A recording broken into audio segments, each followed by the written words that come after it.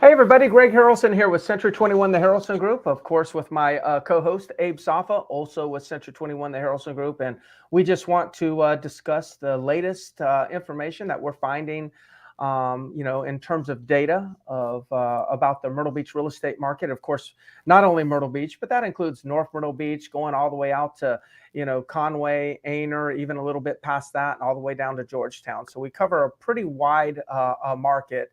And so when we're sharing numbers and status of the market as a whole, we're kind of covering both of those markets. Of course, the individual properties and buildings and neighborhoods, sometimes, they don't follow the exact lines of the overall market. But for the most part, it's Horry and Georgetown County.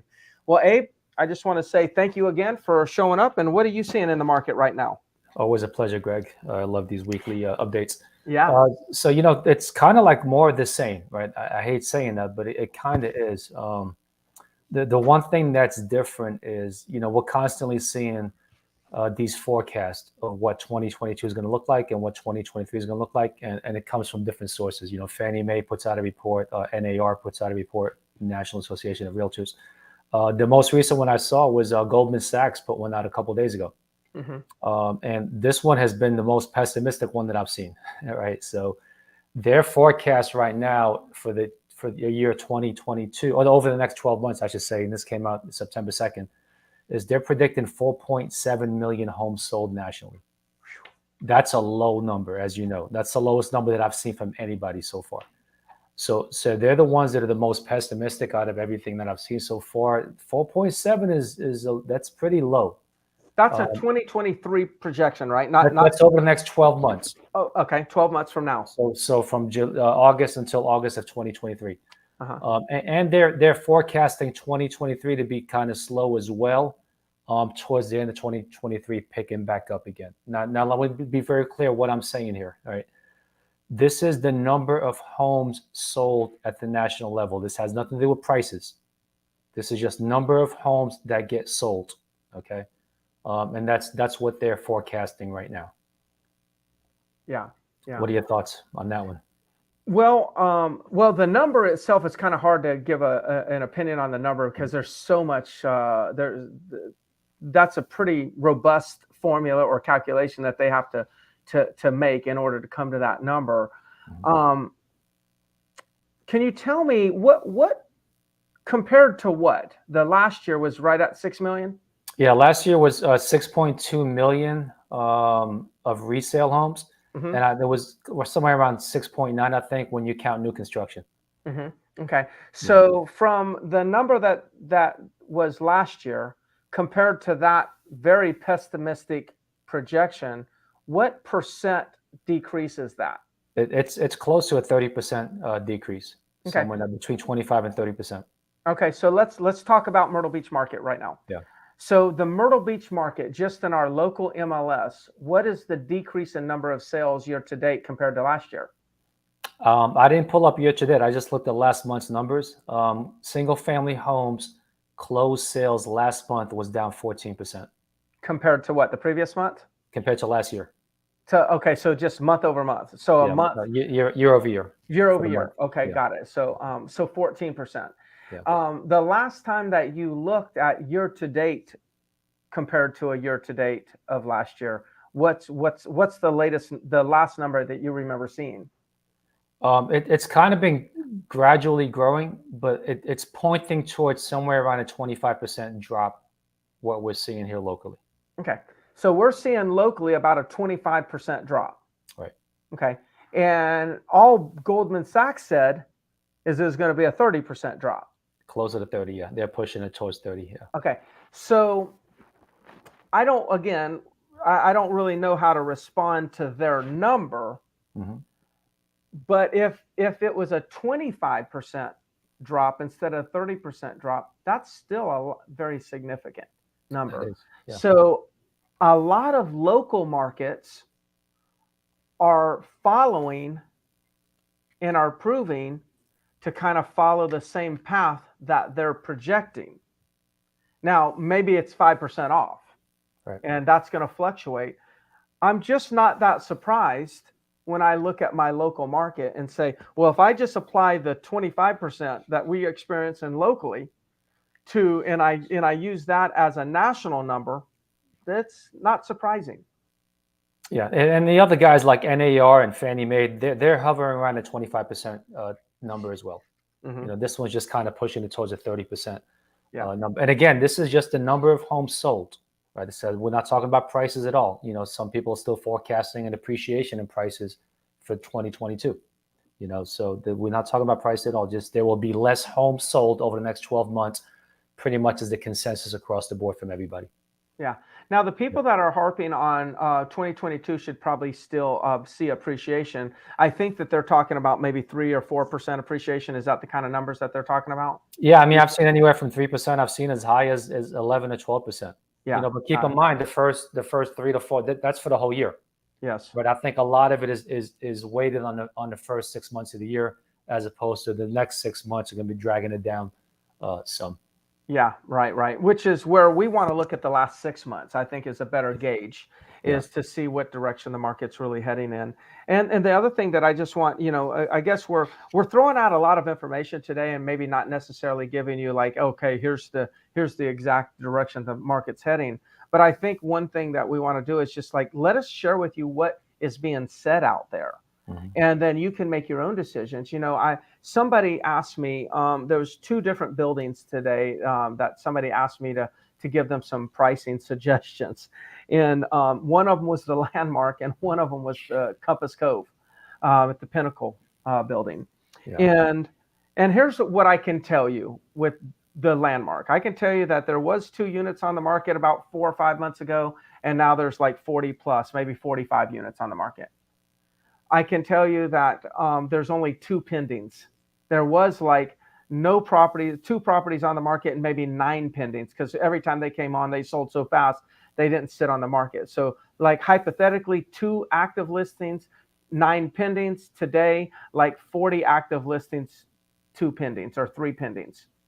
So now my interpretation of that is, at some point, if there's a hint that rental income or bookings for next year are starting to decrease, then a lot of those owners that are on the market, what I predict will happen is they will then get worried that the income's about ready to go down, and they'll price reduce their properties and create a pricing war, which just drives it down.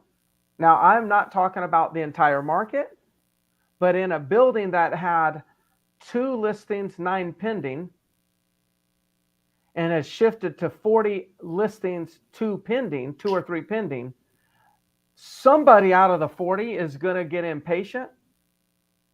Probably a few people will get impatient, get concerned, and drop their price. And if 3 of them drop their price, those become the 3 comps the appraiser uses. So will the prices go down? I don't know. I don't know if people are going to get impatient. I don't know if they're going to reduce.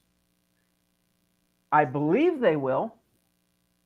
And I think a lot of you, when you just look at the data, don't think about news and whatnot, just look at the numbers. I think a lot of us would agree that it's highly probable. So my advice to that person, now I've already sold Landmark units at 40,000, and then I saw them go up to 200,000, and I've seen them go back down to 60,000, and then back up to 120,000, 130,000, and then we'll see where it's going now. So I've seen the swings in this building multiple times, and one thing that I always know is the first one out loses the least. In that scenario, which is just one condo building on the oceanfront, that does not apply to residential homes, but just the concept. If you own a condo, you really need to know what is the numbers in your building. I just did another research in a different building, and there was 4 sales in the last 6 months and only 1 listing. That's a totally different ballgame.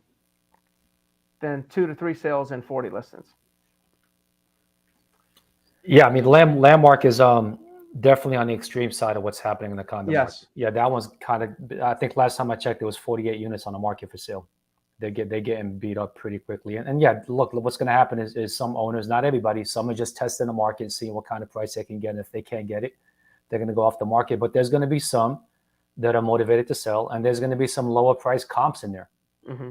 And that's gonna start the trend of those prices going down. We're seeing at the Myrtle Beach Resort right now. Yeah. We're seeing price reduction after price reduction. Now, on the flip side, Beach Colony, there was nothing in there for sale. We were selling them like crazy. All of a sudden, that inventory went up last month, and now there's nothing again. Mm-hmm. So now is a really good opportunity. If you own a Beach Colony unit and you're thinking about selling, or have been thinking about selling, this is an opportunity right now, because as of this morning, there's only 2 units in the whole building for sale. Mm-hmm. One of them is a 1-bedroom, Greg, that you put on the contract. Mm-hmm. The other one's a 2-bedroom. So right now there are no 1-bedrooms on the market for sale. So if you got a Beach Colony and you feel like you kind of missed the market, you didn't. You've got an opportunity right now to get back on the market and get a good price in Beach Colony. But again, we're not seeing that across the board. There are some condo buildings right now where, look, you missed the boat. There's a lot of competition out there right now, but there are certain pockets where it's still good. Yeah. So we actually, speaking of condos, we actually saw a little bit of a spike over the last 30 days. So our condo inventory went up to a 2-month supply at the end of July, and it dropped back down to a 1.9 month supply at the end of August. So we saw a little bit of a drop, but that one 23%, down 23% as far as number of condos sold in August compared to last year. Mm-hmm. So there's still a little bit of opportunity out there for some condo owners if you're still trying to get that highest price possible. But again, it depends on the building, depends on the resort that you're in. Call us and we'll gladly tell you what's happening in your particular building. As you're talking, Abe, I think I just have to say to everybody, I think hopefully what we're demonstrating is the importance of having a relationship and being able to talk with a real estate agent that has their finger on the pulse. So of course we're trying to earn your business, right? So we're providing all this information in hopes that that you have the confidence to give us a call so we can advise you, depending on what you're looking to do. It's not always you need to sell. It just depends on what your circumstances are. But I think what's most important is that you have somebody. Like, don't try to navigate the real estate market on your own. Don't try to just use Google and look at Zillow and think, okay, my Zestimate, well, let me see what it's worth. And you look at the Zestimate on Zillow and say, okay, well, now you've got an update, because that is so far from the truth. I'm not saying that the Zestimate is bad, but if you look at the Zestimate and then you look at 5 other real estate websites and what your property's worth, there could be a range of $100,000 to $125,000. So how do you know which one to actually believe? The tendency is we want to believe the one that's the highest, but there's so much conflicting information.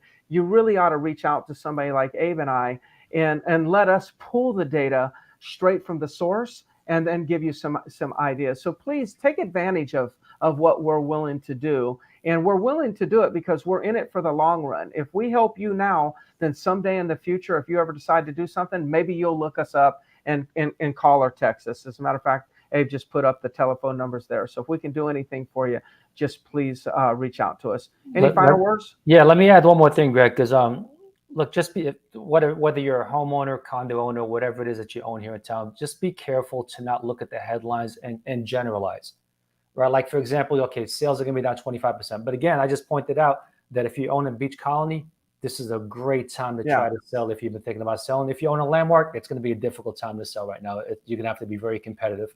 It's either going to be a pricing war or it's going to be a beauty contest. Yeah. So if your unit's really nice and really updated, you're going to sell. If it's not, you better have the lowest price. So, and we're seeing the same thing in a lot of single family home communities. So just don't look at the general picture. Don't look at the general numbers and make an assumption about your property, because each community, each property, each building has its own benefits and its own advantages right now to being on the market, and some are disadvantaged. So give us a call and we'll give you specifics to what your property is doing right now. Yeah, that's a good point. It's like the statement of all condos are, terrible time to sell a condo. Nah, not really. I mean, it depends on what building you're in. We just gave you 2 extreme examples, like the worst case scenario in one building, and then what we said about Beach Colony, or what Abe shared with you on with Beach Colony. So it's not one size fits all when it comes to selling real estate. We have to look at it from an individual basis. Well, good. Abe, thank you so much for the information and hosting this with me. For those of you, please, if you have any questions, reach out to us. Also, comment. If you're seeing this on social media, please put a comment. If you're seeing it on YouTube, please subscribe to the YouTube channel so you get notifications when we do real estate updates. All right, Abe, thank you so much. Enjoy it, Greg. Thank you all for watching. Bye-bye.